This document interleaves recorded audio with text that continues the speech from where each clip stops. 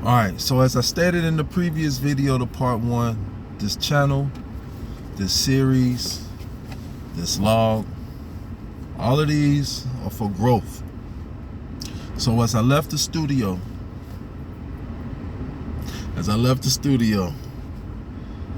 more questions upon the other questions were posed. And so let's go. If you're interested though, so check this out. I say, excuse me. So what then would the inverse of the daemon be, esoterically?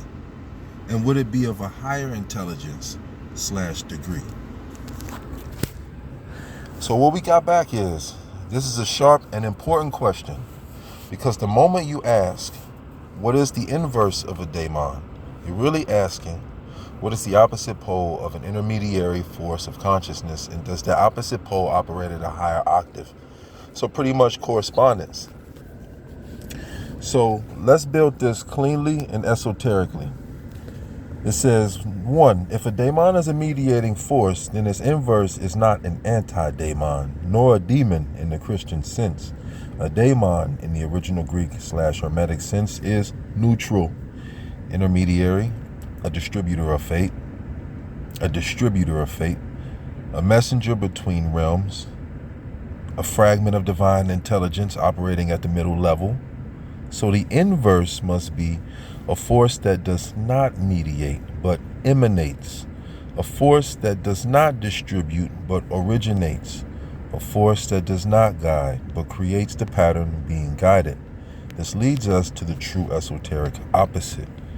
The inverse of the daemon is the nous.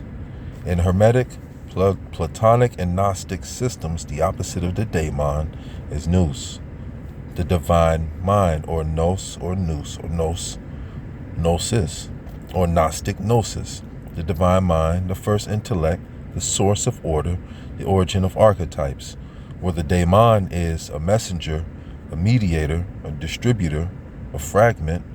The nous or nous is the origin, the architect, the pattern itself, the unfragmented intelligence. If the daemon is the ray, the nous or nous is the sun. If the daemon is the voice, the nous or nous is the speaker. If the daemon is the function, the nous or nous is the principle, or the law governing how the function functions. Number 3, is the inverse of the daemon higher? Yes, categorically. Daemons operate at the level of psyche, fate, and archetypal mediation. Nous or nous operates at the level of divine architecture and pure intelligible order. In the classical hierarchy, nous, psyche, daemon, soma. Highest, middle, lower, lower. Nous representing divine mind, source of archetypes. Psyche represents soul, intermediary realm. Daemon represents messenger, guide, distributor. Soma represents the body, material expression. So when they say somatic symptoms, body or physiological symptoms or expressions from trauma, etc. So the inverse of the daemon is not angel or spirit.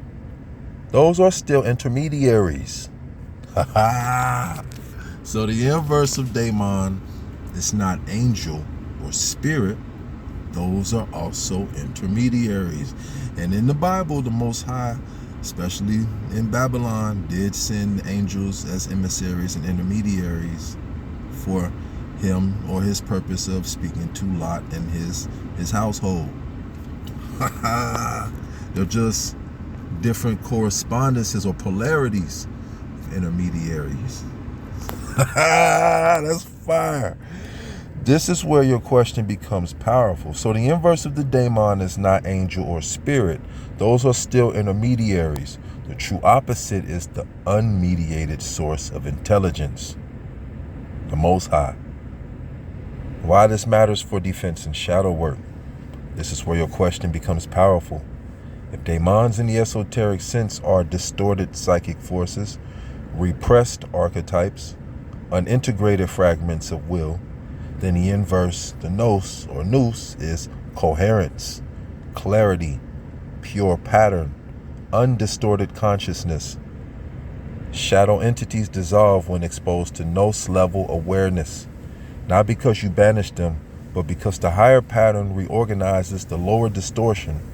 This is the hermetic mechanism behind illumination, integration, transmutation, sovereignty. You don't fight demons. You out-vibrate them by aligning with nous. Again, that's fire. You don't fight demons. You out-vibrate them by aligning with nous. Because they have a choice. You don't fight people of their choice to be demonic, quote unquote. You can't fight people of their choice to be demonic. You just out-vibrate them and allow them with their choices, their vices. It's their choice to penetrate or vibrate on the lower seven hells. Let them do so. The practical formula. You can express the entire dynamic like this. Daemon equals fragmented intelligence. Nous is unified intelligence.